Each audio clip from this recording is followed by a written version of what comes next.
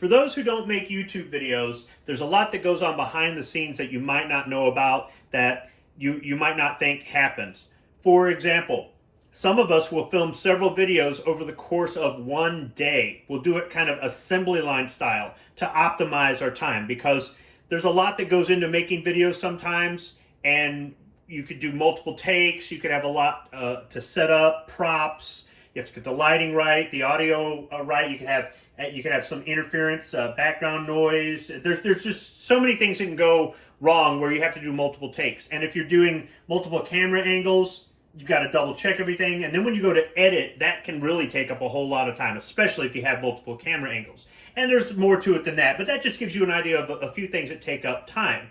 So if we can dedicate an entire day out of our schedule, or part of a day out of our schedule, and film as many videos as possible, we can always go back and edit them later.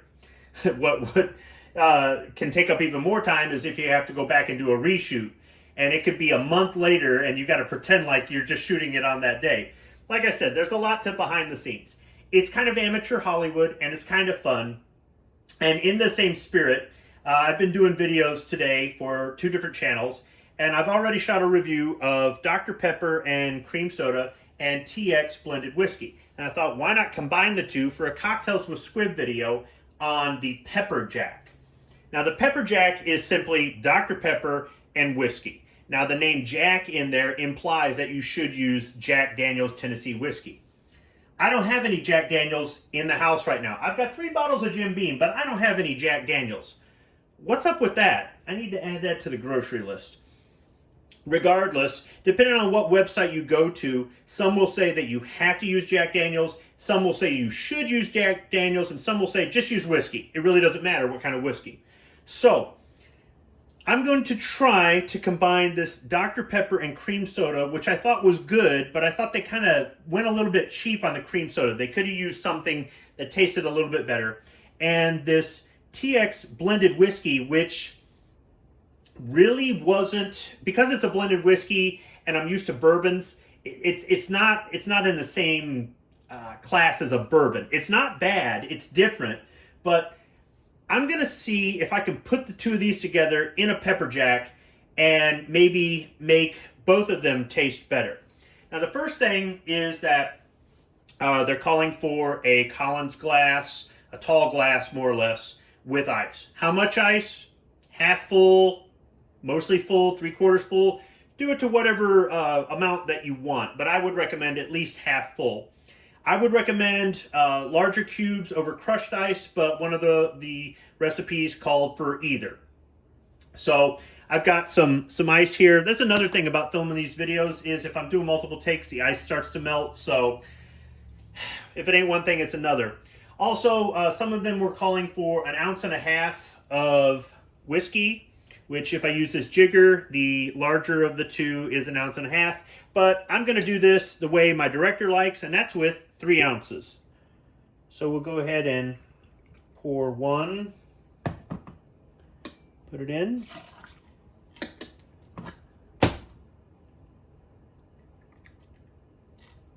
Two.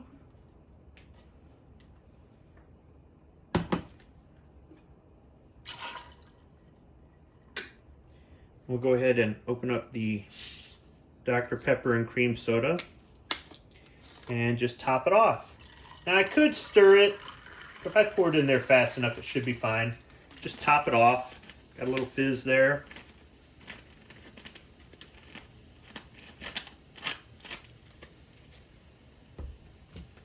All right, let's give it a try.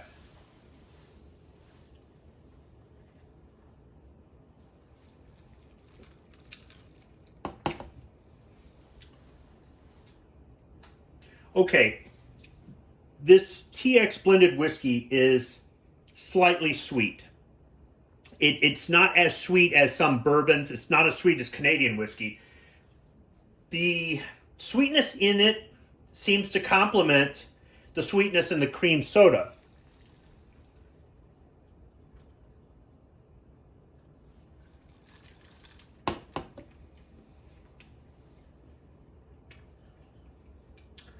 The second sip here, I'm getting a little bit of an aftertaste, kind of a chemically aftertaste. I'm not sure what's up with that.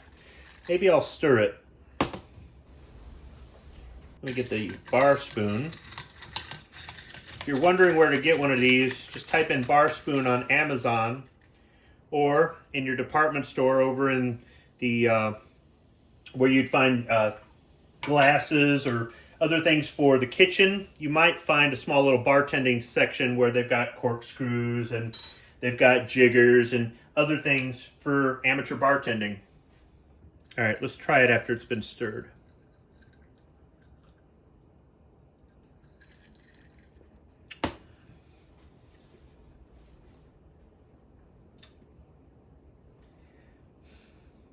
No, overall, I'd say it doesn't help as much as I thought it would.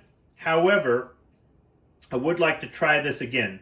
I think maybe next time with Jack Daniels, and then maybe with regular Dr. Pepper or Dr. Pepper Cherry, which is my favorite Dr. Pepper. I'm not saying that Dr. Pepper and cream soda is bad, or that TX blended whiskey is bad, or that combining the two to make a pepper jack is bad.